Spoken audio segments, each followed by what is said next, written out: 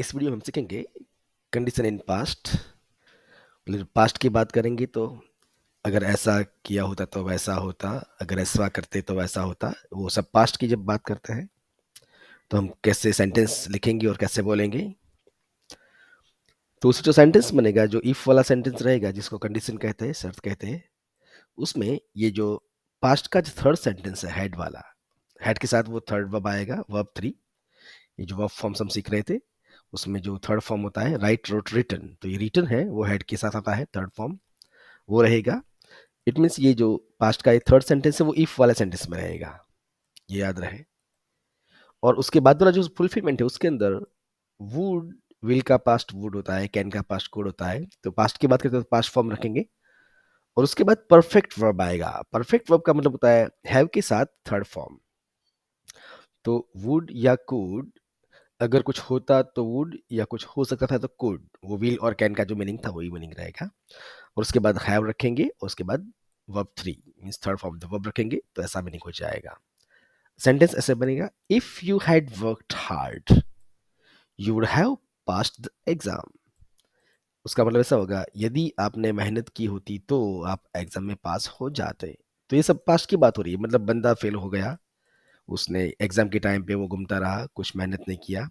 So if you had worked hard, यदि आपने मेहनत की होती तो। Second, if we had left 10 minutes early we could have caught the last train।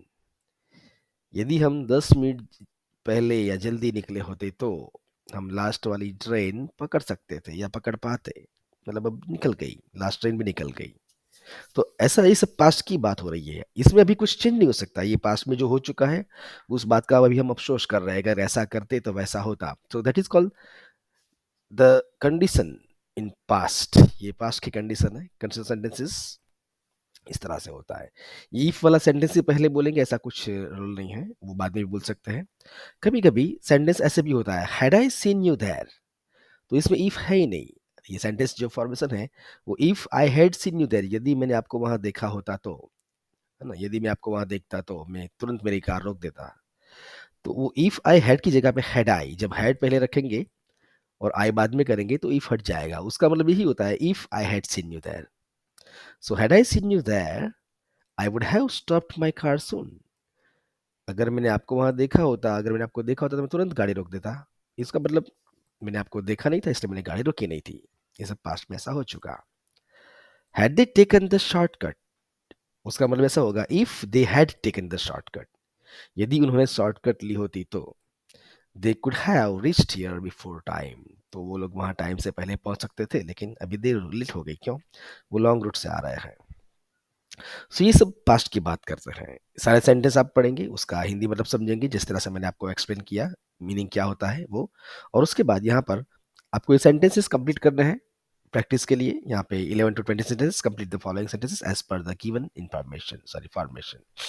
यहाँ पे जो फॉर्मेशन दिया है ऊपर, कंडीशन वाले सेंटेंस में इफ के साथ हैड और वर्ब थ्री रहेगा, और फुलफिलमेंट वाले सेंटेंस में वुड या तो कुड, कुछ होता तो वुड, या कुछ हो सकता था तो कुड लेंगे। उसके बाद हैव आएगा और उसके बाद आएगा वर्ब थ्री, और ऐसे सेंटेंस कंप्लीट करेंगे। फर्स्ट वाला हम ट्राई करते हैं, 11 नंबर का।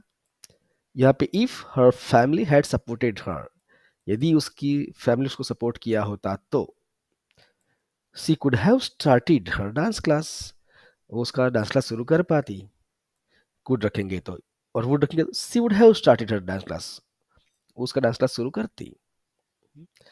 If they had come by train, यदि वो ट्रेन से आते तो या आए होते तो they would have been here within an hour और टू, तो एक दो घंटे में यहाँ पहुंच जाते हैं। ओके, सो ये पास्ट में ऐसा हो, ये जो घटना होनी थी वो हो चुकी है, उसमें भी हम कुछ चेंज नहीं कर सकते। जब हम प्रेजेंट की बात करते हैं तो ये अभी होना बाकी है। If you work hard you will get good marks, यदि आप मेहनत करेंगे तो आपको अच्छे मार्क्स मिलेंगे।